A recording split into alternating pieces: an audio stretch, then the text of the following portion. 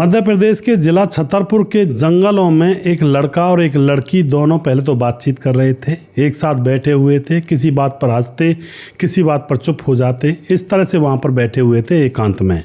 तभी उनके बीच में क्या होता है, दोनों एक दूसरे की आंखों में देखते हैं और एक दूसरे के शारीरिक संबंध बनाने की बातें करते हैं कि चलो शारीरिक संबंध बनाते हैं, और फिर वह दोनों एक दूसरे के साथ संबंध बनाने लगते हैं।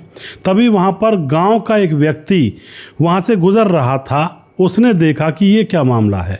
झाड़ियों से झांक करके जब अंदर की तरफ वह देखता है तो छुपकर वह देखता ही रह जाता है। एक लड़का और लड़की दोनों निर्वस्त्र थे और दोनों एक दूसरे से लिपटा चिपटी का प्रोग्राम कर रहे होते हैं।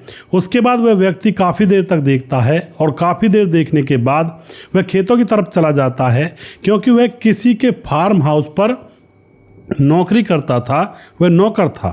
अब वहाँ पर चला जाता है। वहाँ पर जाने के बाद फार्म हाउस के मालिक से कहता है, क्या ज़माना आ गया यार, पता नहीं आजकल के लड़के लड़कियाँ क्या करके मानेंगे। और उसके बाद वह फार्म हाउस का आदमी जो होता है मालिक, वह उससे पूछता है कि क्या बात हो गई, तो वह सारी बात बताता है। और उसके बाद फिर वो दोनों, जो फार्म हाउस का मालिक होता है और यह नौकर, वह फार्म हाउस का मालिक बोलता है कि चलो मेरे साथ, उनके पास चलते हैं, उनको देखते हैं। और फिर यह दोनों हाथ में लाठी डंडा उठाते हैं और दोनों अब उस ओर चलने लगते हैं जहाँ पर यह कांड हो रहा था। जा कर के छुप कर झाड़ियों से देखते हैं तो अभी भी वह कुकृत्य चल रहा था वहाँ पर। और फिर दोस्तों उसके बाद जब ये देखते हैं भाई संबंध बनाए जा रहे हैं, उसके बाद यहाँ पर क्या होता है, बहुत ही अजीब सी यह घटना है। वो दोनों जो थे वो घर वालों के खिलाफ प्यार किया करते थे दोस्तों। लड़का और लड़की, खिलाफ भी नहीं कह सकते, बस उनका मतलब कहते हैं जाति अलग थी, लेकिन प्यार करते थे। अब वह घर नहीं पहुंचते हैं तो जो घर वाले होते हैं वह सोचते हैं कि शायद वह भाग गए हैं, क्योंकि घर वालों को पता था कि वह एक दूसरे से प्यार करते हैं। तो घर वाले ना ज़्यादा विरोध कर रहे थे, ना ज़्यादा कुछ कह रहे थे, लेकिन जातियाँ अलग थी तो कहीं ना कहीं विरोधाभास था। तो घर वालों ने सोचा कि शायद ये भाग गए हैं, यह सोच करके कि घर वाले हमारी शादी नहीं करवाएंगे, इससे तो अच्छा भाग चलते हैं। और घर वाले उनको खूब ढूंढते हैं लेकिन कहीं पर नहीं मिलते हैं। उसके बाद 14 दिन बीत जाते हैं और 14 दिन बीतने के बाद घर वालों को 2 लाशों के बारे में पता लगता है। गांव के लोग बताते हैं कि 2 लाशें मिली हैं और 2 कॉन्डोम वहां पर मिले थे। और वहां पर पुलिस पहुंचती है तो उन दोनों कॉन्डोम को जब चेक किया जाता है तो उनकी वजह से उन 2 लाशों के कातिल के बारे में पता लगता है। तो दोस्तों क्या तो मामला था, पूरी कहानी यहाँ पर जानेंगे। वीडियो को लास्ट तक ज़रूर देखा करें, बहुत ज़रूरी वीडियोज होते हैं दोस्तों, क्योंकि इनसे हमें बहुत कुछ सीखने को मिलता है। नमस्कार, मैं हूँ सुदेश कुमार और तिरछी बात चैनल में आपका स्वागत है। दोस्तों यह घटना मध्य प्रदेश के छतरपुर के अंदर 11 अगस्त 2017 को घटित होती है। यहाँ पर साक्षी नाम की एक लड़की जो BSc फाइनल ईयर में पढ़ा करती है और उसके साथ पढ़ने वाला एक लड़का जिसका नाम होता है मोनू। दोनों ही अलग जाति के थे, लेकिन दोनों एक साथ जब कॉलेज में पढ़ने जाते हैं तो दोनों को एक दूसरे से प्यार हो जाता है। अलग जाति के भले ही थे, लेकिन प्यार इनका बहुत ज़्यादा गहरा था।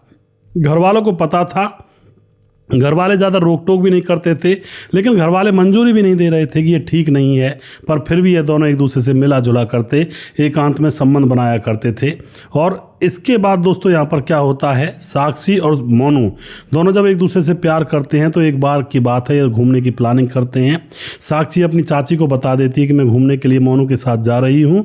और उसके बाद यह झंझन वाले जो जंगल हैं मध्य प्रदेश के छतरपुर के अंदर, उन जंगलों की ओर दोनों एक साथ घूमने निकल जाते हैं। कंधे पर बैग था और दोनों वहाँ पर घूमते घूमते एक जगह पर बैठ जाते हैं जहाँ पर एकांत की जगह थी। उसके बाद यहाँ पर क्या होता है दोस्तों, जो साक्षी है वह अपनी चाची को तो कहकर गई थी और जो मोनू है वह किसी से कहकर नहीं गया था। अब शाम तक वह वापस नहीं आते हैं तो घर वाले परेशान। जो चाची होती है साक्षी की, वह बताती है कि मुझसे कहकर गई है, मोनू के साथ जा रही हूँ। अब जो घर वाले होते हैं वह यही सोचते हैं कि शायद ये आज भाग ही गए हैं, इनको लगा होगा कि हम शादी नहीं होने देंगे। अब उसके बाद ये खूब ढूंढते भी हैं, रिश्तेदारियों में फ़ोन करते हैं भैया किसी को पता हो इनके बारे में, लेकिन कहीं कोई पता नहीं था। 14 दिन बीत जाते हैं। अब आ जाती है 25 अगस्त 2017 और 25 अगस्त 2017 को एक किसान अपने खेतों पर जा रहा था, उसके साथ उसका कुत्ता था। जब तभी कुत्ते को ऐसी स्मेल आती है झाड़ियों के पीछे, वह दौड़ कर जाता है और अंदर से एक इंसानी हाथ को मुंह में लेकर बाहर आ जाता है। अब जो वह किसान था अपने कुत्ते को देखता है और एकदम से वह चौंक जाता है कि यह क्या मामला है, तो इंसानी हाथ है। और उसके बाद वह गाँव में खबर करता है इधर पुलिस को बुला लेता है, पुलिस पर फ़ोन करता है। पुलिस जब वहाँ पर आती है तो आकर देखती है कि हाँ, ये तो जो कुत्ते के मुंह में जो हाथ था ये तो इंसानी हाथ है। अब उसके बाद जो पुलिस होती है वह इधर उधर तकरीबन 200 मीटर के दायरे में ढूंढती है तो इंसानी जिस्म के चीथड़े चीथड़े पड़े हुए थे, कहीं हाथ, कहीं जांग, कहीं सर, कहीं हाथ, कहीं कंधा, कहीं पर कोहनी, इस तरह से पड़ा हुआ था। अब जब पुलिस उन सारे टुकड़ों को 200 मीटर के दायरे में से उठा करके एक जगह पर लगाती है तो वो 2 इंसानों की लाशें थी। एक तो महिला की लाश थी और एक लड़के की लाश थी, लड़की और लड़के की लाश थी। अब तो उन हड्डियों को जब इकट्ठा किया जाता है तो पुलिस जो होती है और बारीकी से जांच करती है तो वहीं पर पास में जहर की शीशी पड़ी हुई थी और 2 कंडोम यूज़ किए हुए पड़े हुए थे। अब ये सारी चीज़ें दिखती है पुलिस को और उसके बाद ऐसा लग रहा था कि शायद इस लड़की ने या लड़के ने उल्टियाँ की हों, कहीं कहीं वहाँ पर कोई ऐसा सबूत मिल गया होगा थोड़ी बहुत उल्टियों वगैरह का। और स्कूल का बैग वहीं पर पड़ा हुआ था, लड़की की सैंडल वहीं पर पड़ी हुई थी और लड़की की कॉलेज का आई कार्ड भी वहीं पर पुलिस को मिल जाता है। अब उस आई कार्ड के ज़रिए पुलिस पता लगा करके इस लड़की और लड़के के घर वालों को बुला लेते हैं और लड़की और लड़के के घर वाले वहाँ पर पहुँच जाते हैं, परिवार वाले। अब पुलिस को यहाँ पर लगा था कि शायद हत्या की हो गई होगी इन दोनों की, तभी तो ऐसा मामला हुआ है। पर यहाँ पर जब पूछताछ की जाती है घर वालों से, क्योंकि पुलिस को यही लग रहा था, किसी ने बताया था कि ये दोनों प्यार करते हैं, घर वाले ज़्यादा खुश नहीं थे इनके प्यार से, तो घर पुलिस वालों को यही लगता है कि शायद यह ऑनर किलिंग का मामला हो, यानी कि घर वालों ने इनको मारकर यहाँ पर डाल दिया हो। लेकिन जब पुलिस पता लगाती है तो यहाँ पर कोई भी घर वालों की बातों में कोई विरोधाभास पुलिस को नज़र नहीं आता है। तो यहाँ पर घर वालों को क्लीन चिट मिल जाती है कि घर वालों ने तो ये कुछ किया नहीं है। उसके बाद कंडोम और शराब और नमकीन के पैकेट, शराब की बोतलें और कुछ गिलास वहाँ पर पड़े हुए थे। तो फॉरेंसिक टीम वगैरह और कुत्तों वाली टीम जो होती है वो भी आ जाती है, जो डॉग स्क्वाड होती है। और अब यहाँ पर बहुत ज़्यादा लोग थे दोस्तों। अब उसके बाद जब जांच पड़ताल की जाती है कि भाई यहाँ पर कौन था और मतलब कौन कौन इस जगह पर आया, क्योंकि जंगल की जगह में जैसी जगह पर वह लाशें पड़ी हुई थी वहाँ पर भलाई कोई शायद महीने 2 महीने में एक आध आदमी वहाँ से गुजरता हो फ़ोन लेकर के, या फिर फ़ोन वाला, नहीं तो वहाँ से जंगली जानवर गुजरते होंगे। तो पुलिस जब जांच पड़ताल करती है पिछले 14 दिन से, क्योंकि घर वालों ने बताया पिछले 14 दिन से गायब हैं, तो पिछले 14 दिन 11 अगस्त के दिन की जब वहाँ पर वह CDR लोकेशन वगैरह निकालती है तो वहाँ पर लोकेशन 2 लोगों की और मिलती हैं। और 2 लोगों की और किसकी मिलती हैं उनको पता लगाया जाता है। उससे पहले लड़का लड़की के मोबाइल की लोकेशन ढूंढी जाती है। तो लड़की के मोबाइल की लोकेशन पुलिस को चालू मिल जाती है और वह देवेंद्र रॉय नाम के एक शख्स के पास उसका फ़ोन था। पुलिस वहां पर पहुंच जाती है और जाकर के देवेंद्र राय को पकड़ लेती है, पूछताछ करती है। तो देवेंद्र राय कहता है, साहब ये फ़ोन मुझे लाशों के पास मिला था, जंगल में वहाँ पर लाशें पड़ी हुई थी। मैंने फ़ोन के लालच में किसी को ये नहीं बताया कि यहाँ पर लाशें पड़ी हुई हैं, इसलिए मैंने इस फ़ोन को अपने पास रख लिया था। लेकिन दोस्तों उसके बाद देवेंद्र की जब कॉल रिकॉर्डिंग या फिर मतलब डिटेल वगैरह, लोकेशन वगैरह देखी जाती है या फिर कॉल डिटेल्स देखी जाती हैं तो वह एक राकेश के पास फ़ोन किया करता था। राकेश उसका फार्म हाउस का मालिक था और देवेंद्र उस फार्म हाउस में नौकरी किया करता था। अब तो राकेश के फार्म हाउस पर यह नौकरी करता था। तो यहाँ पर 2 लोगों के बारे में पुलिस को जांच पड़ताल पता चलती है, दोनों से पूछताछ की जाती है। तो भाई ये भी हो सकता है कि फ़ोन ले गए हों ये लाशों के पास से।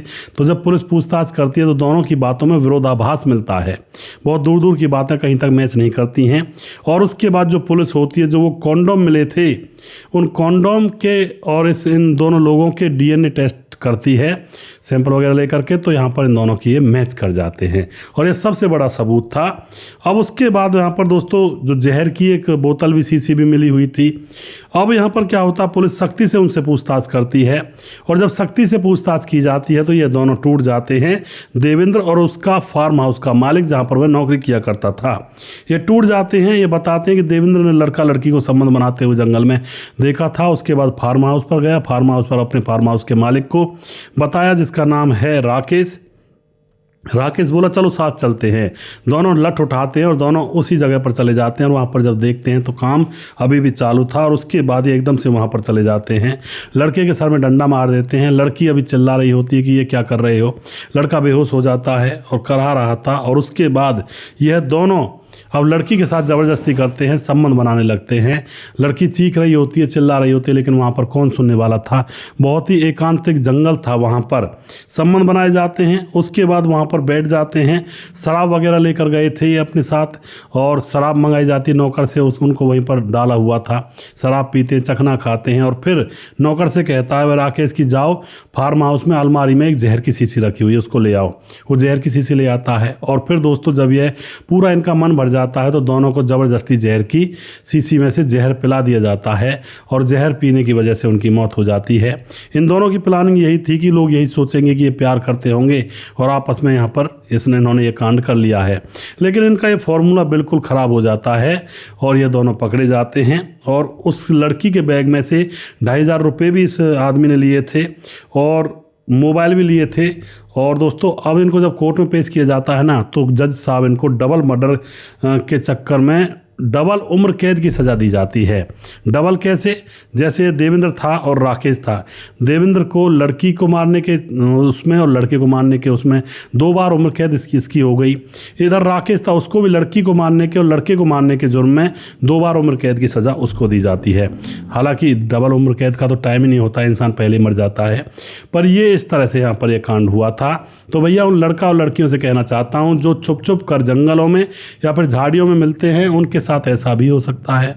सबसे पहले तो ये कुकृत्य करें ही ना। प्रेम प्रसंग, शादी से पहले संबंध बनाना किसने कहा है भैया? किसी ने नहीं कहा। शादी के बाद संबंध बनाओ, ईमानदारी से रहो। और दूसरी बात ये कहना चाहता हूँ भैया, अगर ऐसा कुकृत्य करना ही है, रुका नहीं जाता है, तो ओए होटल्स खुले हुए हैं, वहीं पर अपना वासना का खेल खेल लिया जाए तो ही अच्छा है। कम से कम जान तो बची रहेगी। तो बहुत सारी चीज़ें ऐसी होती हैं जिनको हमें समझना चाहिए। अगर नहीं समझेंगे तो कुछ भी हो सकता है। तो आप जो भी कुछ कहना चाहते हो अपनी राय कमेंट बॉक्स में लिख सकते हो। और वीडियो के लास्ट में कुछ भाइयों के नाम ज़रूर लेना चाहूँगा जो हमारे वीडियोस को देखते हैं और हमें खूब सपोर्ट करते हैं। हमारे साथ है दोस्तों मुकेश कुमार, यूपी 83 से कमेंट करते हैं, लगातार हमारे साथ बने रहते हैं। सुजीत कुमार कमेंट करते हैं, विमलेश कुमार कमेंट करते हैं, क्या बात है, सच में दिल छू लेने वाली कहानी, बहुत बहुत धन्यवाद करते हैं जी। अमित कुमार कमेंट करते हैं और बहुत अच्छी कहानी सुनाते हो आप, बहुत बहुत धन्यवाद जी। विष्णु दत्त कमेंट करते हैं और किसी का विश्वास नहीं तोड़ना चाहिए जी, बिल्कुल। समाधान पाटिल जलगांव महाराज से कमेंट करते हैं। शरद कुमार कमेंट करते हैं। अमित पटेल बिहार बेलवा मोतिहारी जिला से कमेंट करते हैं और नेपाल में काम करते हैं फिलहाल, बहुत अच्छी कहानी है। तो अमित पटेल जी आपका बहुत बहुत धन्यवाद। और उसके बाद हमारे साथ कृष्ण कुमार कमेंट करते हैं, सुदेश भाई बहुत अच्छा हुआ, थैंक यू दोस्त, बहुत बहुत धन्यवाद करते हैं। देवेंद्र कुमार फरीदाबाद से हैं और मुश्ताक अहमद कमेंट करते हैं। और उसके बाद हमारे साथ रघुवीर सिंह ने की कमेंट करते हैं। और उसके बाद हमारे साथ हैं जी रघुवीर सिंह के बाद सूरज डी फिजी से कमेंट करते हैं। और उसके बाद धीरज बंडवाल लगातार कमेंट करते हैं, बहुत बहुत धन्यवाद करता हूं भाई का। धीरज बंडवाल के बाद हमारे साथ हैं सूरज डी फिजी से, और उसके बाद हमारे साथ कमेंट करते हैं मुनुन श्रीवास्तव जी, लगातार हमारे साथ बने रहते हैं। और हमारे साथ वनराज नामदेव कोहली लगातार कमेंट करते हैं। नीतीश पासवान बोधगो गिरिडीह झारखंड से, दयाशंकर सिंह राजपूत ठाकुर यूपी 43 गोंडा से, रामलाल कुशवाहा जिला विदिशा पूर्णिया बिहार से, रवि प्रकाश को कमेंट करते हैं, शौकत अली दिल्ली से, कालीचरण उड़ीसा से, फिलहाल गोवा में रहते हैं, प्रवीण चौधरी राजस्थान से, फिलहाल बेंगलुरु में रहते हैं, सैफुल मलिक कमेंट करते हैं, राम थापा नेपाल से, राम बहादुर सिंह रायगढ़ छत्तीसगढ़ से, बुलाईदास झारखंड से, खेमराज गुज्जर चिट्टी जीबी नगर यूपी 16 से, श्यामलाल चौधरी नौकाबीकरनी राजस्थान से, पप्पा राम लगातार कमेंट करते हैं, राम मोहम्मद यासीन लाहौर पाकिस्तान से, राधे श्याम शर्मा सिरसी जयपुर राजस्थान से, राजकिशोर चौरसिया महाबलेश्वर महाराज से, छगनदास खारडाबाद राजस्थान से, और दुर्योधन भाई लगातार कमेंट करते हैं। सुशील चौधरी हमारे लगातार कमेंट करते हैं। अभी भी जिस भाई का नाम रह गया हो उस भाई का नाम अगले वीडियो में ज़रूर लूँगा। अगला वीडियो बहुत जल्दी फिर से लेकर आऊँगा, तब तक आप खुश रहें, सावधान रहें। जय हिंद, जय भारत।